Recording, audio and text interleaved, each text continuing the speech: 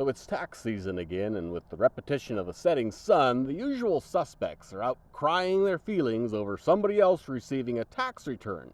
Now, this is because we have occasions where there'll be individuals who receive a tax return that's very large in proportion to their tax liability. Sometimes this can even result in a tax return which is larger than what an individual may have paid in taxes. Now, this is due to the refundable child tax credit and to the earned income credit largely.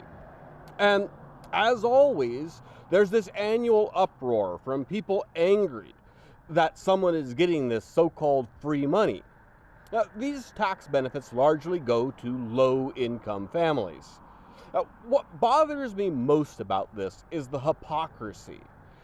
When the wealthiest class of this nation take advantage of the tax code so that they can escape any tax burden, take advantage of tax shelters, and sometimes those things can result in tax returns of tens of thousands, even hundreds of thousands of dollars.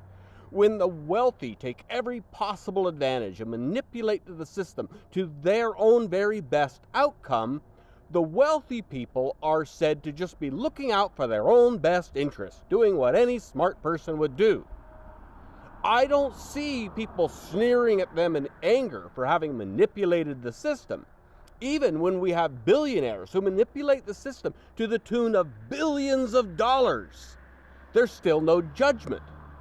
But if you're low income or poor and take advantage of a tax credit or some other government program that enables you to receive a few hundred or a couple thousand or maybe a few $1,000s in benefits, you're just a lazy, worthless, no good son of a bitch. And you see, this is the sad state of this country. If you steal $1,000, you're just a no good thief. If you steal $100,000, well, you're a businessman. If you steal $1 billion, you're a corporation, a tycoon. And if you steal $1 trillion, well, you're a government. And by the way, while the poor may pay very little in federal taxes in proportion to their total income, the poorest amongst us pay the very highest as a percentage of their income when it comes to all forms of taxation added together, when you factor in all the different elements.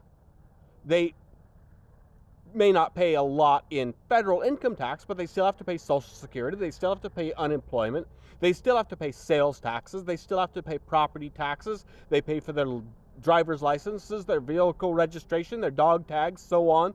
All of these things add up to a sizable portion of a poor person's annual income. This is why the earned income credit was created, as a way of returning some of that tax burden so that this wouldn't be disproportionately laden upon the poorest people of America.